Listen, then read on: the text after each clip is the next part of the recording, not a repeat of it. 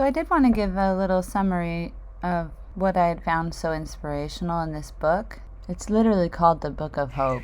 And without reading it right away, even just the preface is like, oh, Jane Goodall, who, like, no offense, I don't mean to sound ageist, but she's like old for a human. But not for a soul. Obviously, she's an old-ass soul. Oh, and part of this book anyway is how she's a young little whippersnapper and how she's so, like, drinks a lot and not in a bad way, but, like, just is, like, still acts very young. So, age is, of course, relative. Anyway, the point is she's wise and has seen a lot. Like, she started traveling, like, way a long time ago before it was a big thing and everybody's going everywhere all the time. And her entire career is, like, nature and loving nature, and so she's seen it be destroyed, yet she still has hope. So that should give you hope in and of itself, right? Well, it does for me, so let's read on further.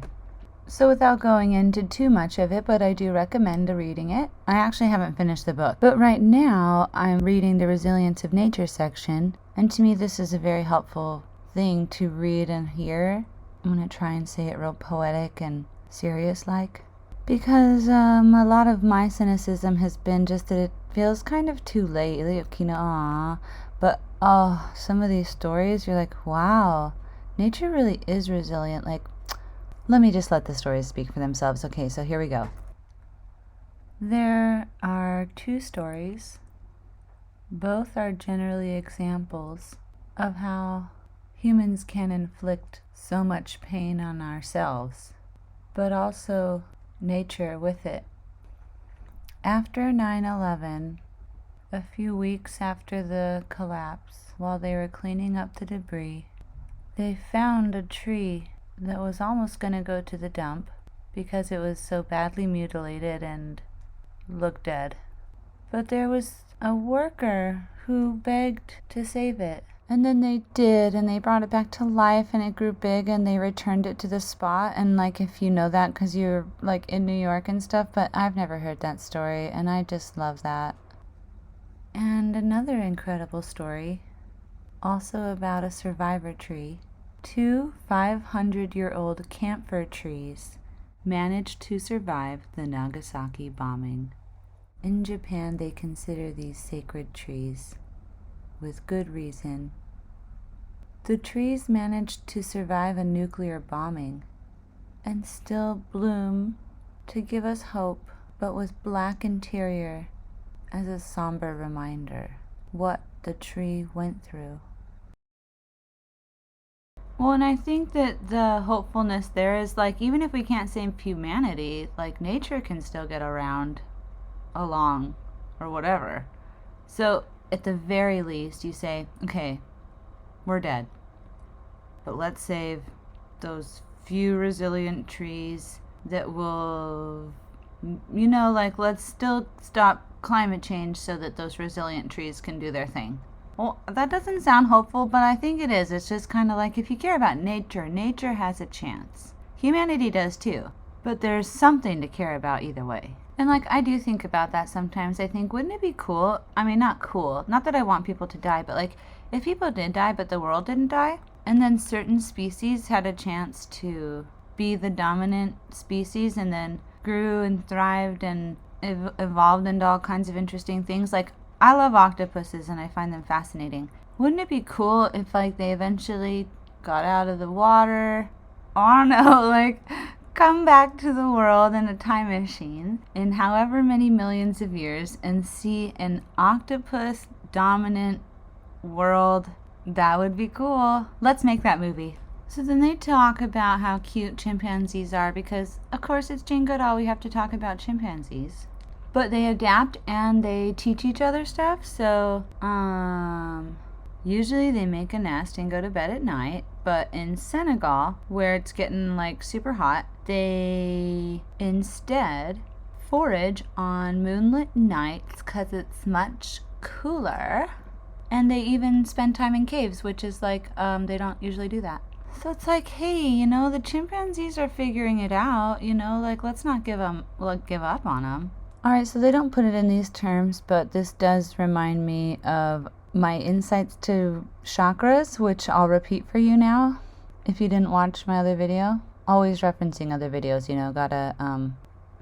gotta self-promote yourself, But anyway, fear and grief put you down in the boo-boo head place where you don't want to do anything, and you just say, who cares, give up, I don't care, sad, sad. But hope is a beautifully high vibration. It's a better way to live anyway. So that's kind of the other thing I've been saying, you know what? Even if it's ridiculous, be the hummingbird.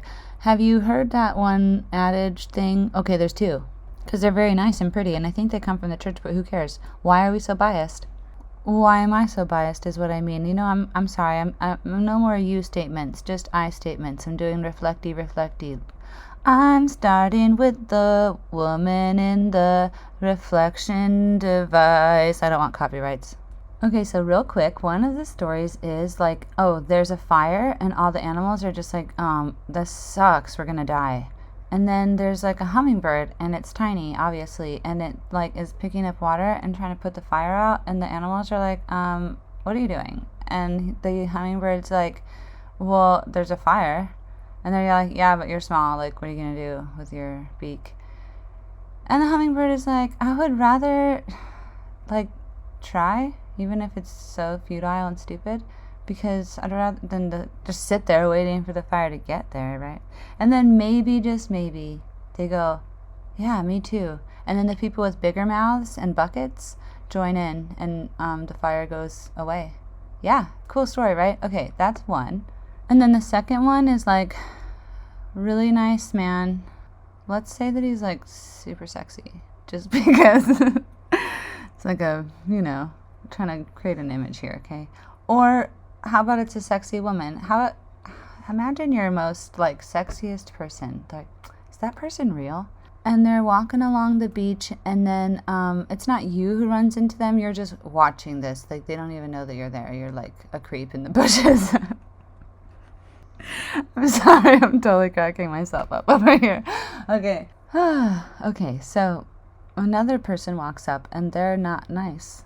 They're the opposite, right? You're just those people who they would be attractive because they've got all the things in the right places, their bone structure's good and their skin looks nice and stuff, but they're so unpleasant that you're all you can do is sit there and hyperanalyze their face and go, you're not that attractive. You know what I mean?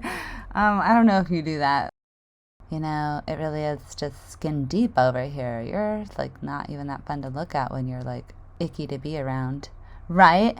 All right, so would be sexy but not sexy kind of ugly person on the inside comes up and sees person of your dreams glowing, the glowing person who's oh my god, heavenly.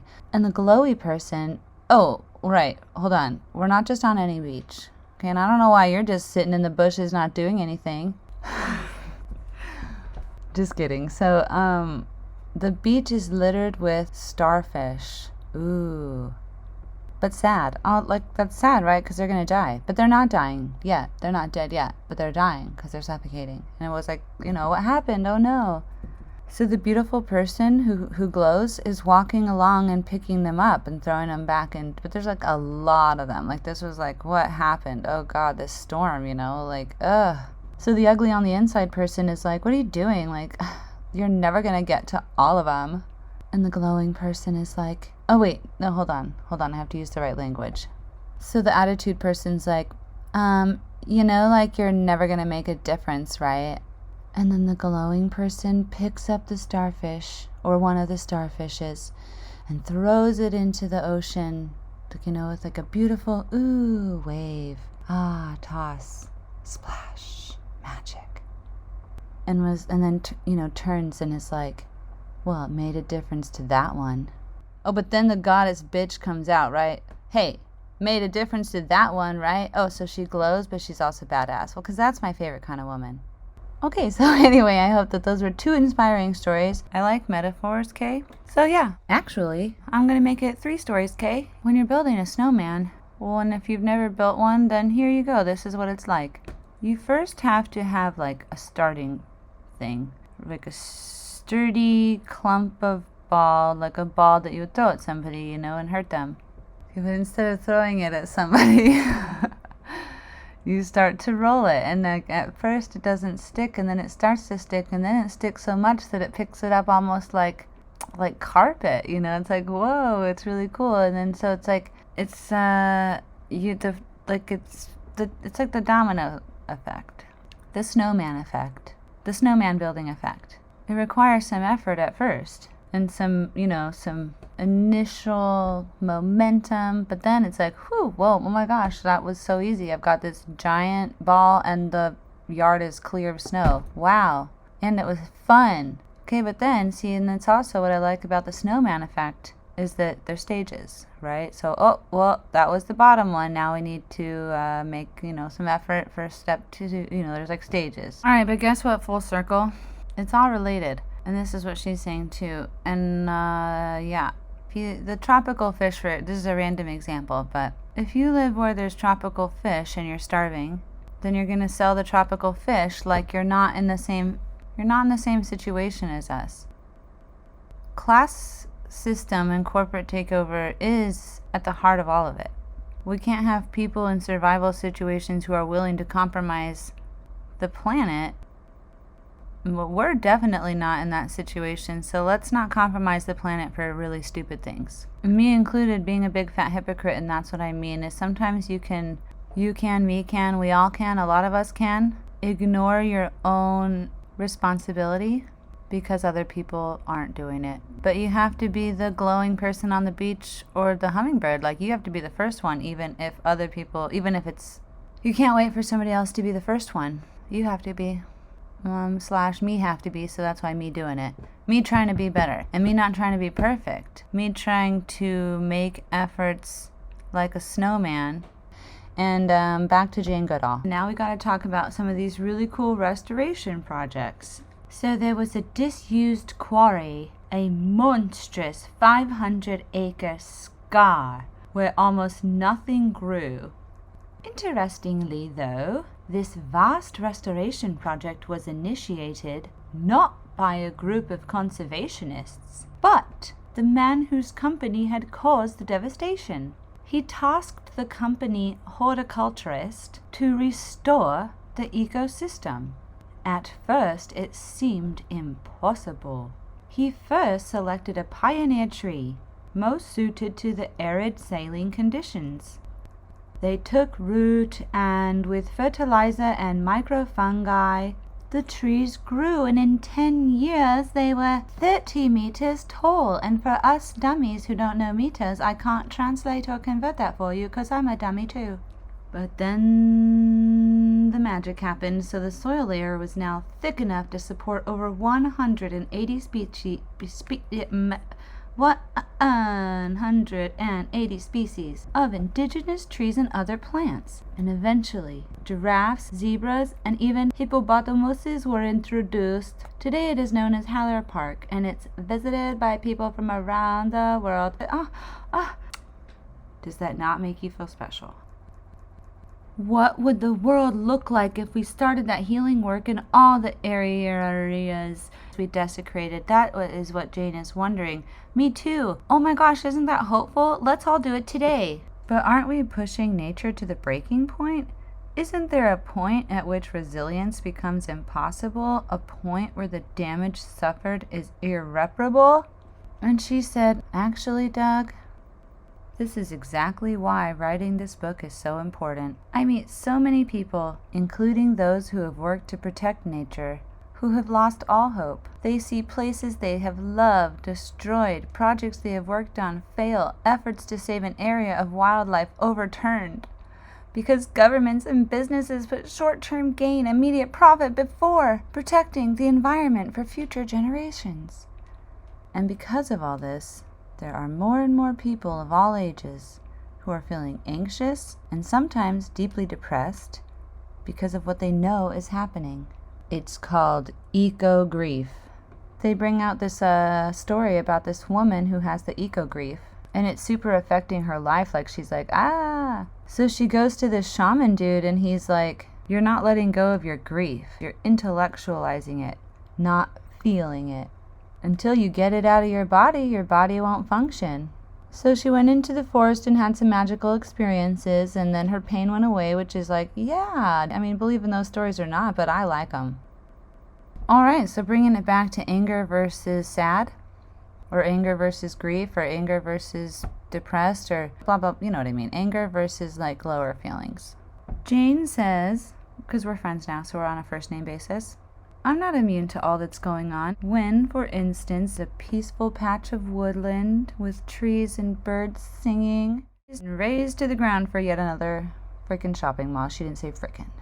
Of course I feel sad, but I feel angry too.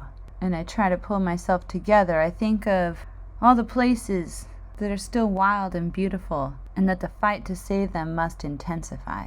I honestly believe we can turn things around. But yes, there is a but. We must get together and act now. We only have a small window of opportunity, a window that is closing all the time. So each of us must do what we can to start healing the harms we have inflicted and do our bit to slow down biodiversity loss and climate change.